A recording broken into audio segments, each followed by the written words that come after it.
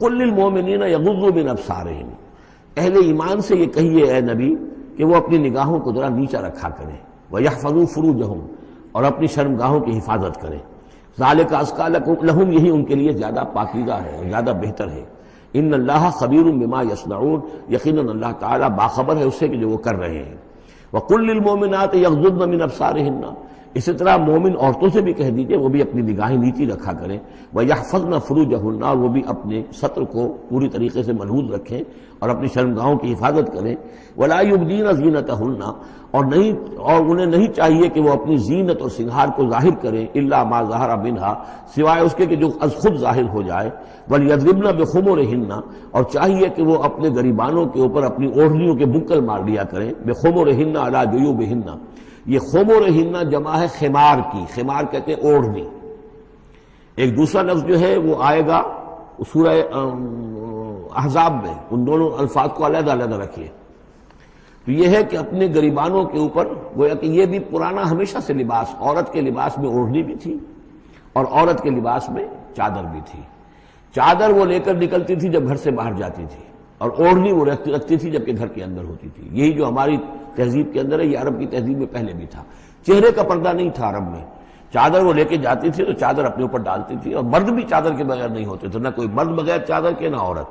بلکہ چادر ہی سے ایک شخص کا رتبہ معین ہوتا تھا۔ کسی کی چادر بڑی شاندار ہے، دوشالہ اوڑھا ہوا ہے، بہت قیمتی ہے، تو وہ بڑا آدمی ہے، وہ سردار ہے۔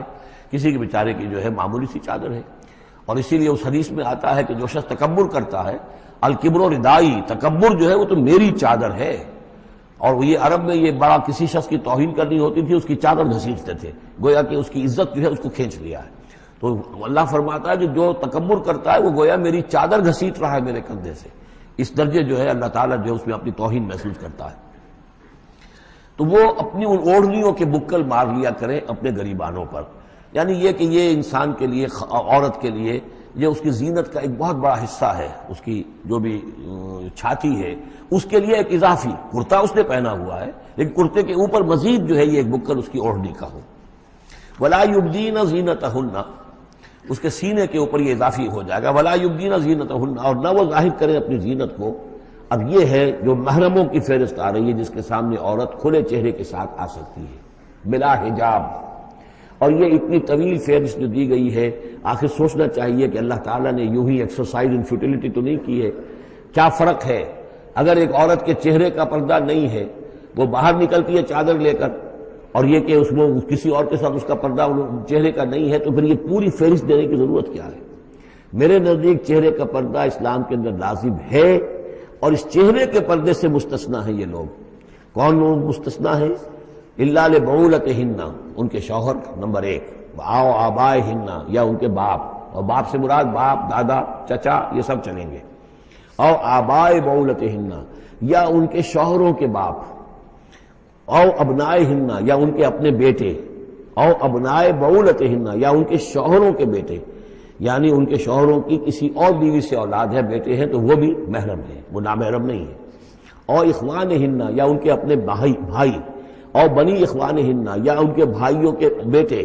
او بنی اخواتہن، یعنی یہ بھتیجے ہو گئے، او بنی اخواتہن، یا ان کے بھانجے، او نسائہن، یا ان کی عورتیں، اپنی عورتیں، جان پہچان کی عورتیں، عام عورتیں نہیں، نسائہن، او ما ملکت ایمانہن، یا یہ کہ جو ان کے غلام اور ان کی لونڈیاں ہیں۔ اکثر و بیشتر اہل سنت کے نزدیک یہاں مرد غلام مراد نہیں ہے بلکہ لونڈیاں مراد ہیں۔ اب تابعین غیر اولی الاربۃ، یا ایسے تابع لوگ جو کہ صرف خدمت گار ہیں، بعض اوقات ہوتا ہے خاندانی طور پر جو ہے وہ خدمت گار کرنے والے ہیں، باپ بھی کہیں ملازم تھا اسی گھر میں، اب اس کی اولاد بھی وہیں پر ہے، وہ بھی کام کر رہی ہے، بچپن سے وہیں پلے ہیں۔ ایسے لوگ ہوتے ہیں کہ جن کو واقعتاً پھر اس گھر کی خواتین سے اس طرح کا خیال کبھی نہیں آ سکتا کہ ان کے بارے میں وہ کوئی بری بات سوچیں۔ ابھی تابعین غیر اولی الاربۃ، یا وہ تابع کہ جو کہ کوئی غرض نہیں رکھتے اس قسم کے معاملات سے، من الرجال، مردوں میں سے۔ اب الطفل الذین لم یظہروا علی عورات النساء، یا وہ لڑکے کہ جو ابھی عورتوں کے جو مخفی معاملات ہیں ان سے واقف ہی نہیں، ابھی وہ جنسی جو بھی باتیں ہیں ان سے واقف نہیں ہیں۔ ولا یضربن، یہ اب یہ فہرست مکمل ہو گئی، یہ ہیں محرم لوگ جن کے سامنے عورت بغیر چہرے کے پردے کے آ سکتی ہے۔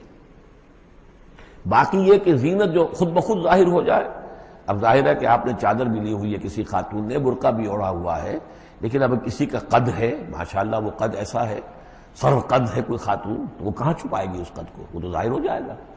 جسم متناسب ہے، اب وہ جسم تو ظاہر ہو جائے گا۔ اس اعتبار سے ما ظہر منہا کو لوگوں نے لے لیا چہرے کے لیے، یہ بالکل غلط ہے۔ چہرے کا تو پردہ میرے نزدیک لازم ہے، اور یہ کہ باقی یہ کہ ان کے سامنے چہرے کے سمیت عورت آ سکتی ہے۔ باقی عورت جو ہے اپنے بیٹے کے سامنے بھی سوائے 3 اعضاء کے اور نہیں کھول سکتی، اپنے بھائی کے سامنے بھی نہیں کھول سکتی۔ چہرہ، یہ ہاتھ پونچھوں سے نیچے، اور پیر ٹخنوں سے نیچے، یہ جو 3 اعضاء ہیں یہ وہ ہیں کہ جس کو عورت نے یہ کھلے رکھ سکتی ہے، اپنے وہ بیٹے کے سامنے بھی، بھائی کے سامنے بھی، اور جو بھی رشتے گرائے گئے ہیں۔ لیکن یہ کہ اس سے آگے پھر جو ہے معاملہ وہ پھر شوہر کا ہے، اس سے آگے یعنی لباس کا معاملہ جو ہے جس سے کہ عورت جو ہے وہ آزاد ہوگی، وہ صرف شوہر کے لیے۔ وَلَا يَضْرِبْنَ بِأَرْجُلِهِنَّ لِيُعْلَمَ مَا يُخْفِينَ مِنْ زِينَتِهِنَّ، اور نہ یہ ایسا ہو کہ وہ اپنے پاؤں مار کر چلیں، کوئی زیور جو ہے پاؤں میں پہنا ہوا اس کی جھنکار ہو تاکہ لوگوں جو ہے ادھر متوجہ ہو جائیں۔ لِيُعْلَمَ مَا يُخْفِينَ مِنْ زِينَتِهِنَّ، تاکہ لوگوں کے علم میں آ جائے کہ کیا انہوں نے چیز چھپائی ہوئی ہے اپنی زینت میں سے، کیا زیورات پہنے ہوئے ہیں۔ وَتُوبُوا إِلَى اللَّهِ جَمِيعًا أَيُّهَا الْمُؤْمِنُونَ، اور اے اہل ایمان سب کے سب مل کر اللہ کی جناب میں توبہ کرو، لَعَلَّكُمْ تُفْلِحُونَ، تاکہ تم فلاح پاؤ۔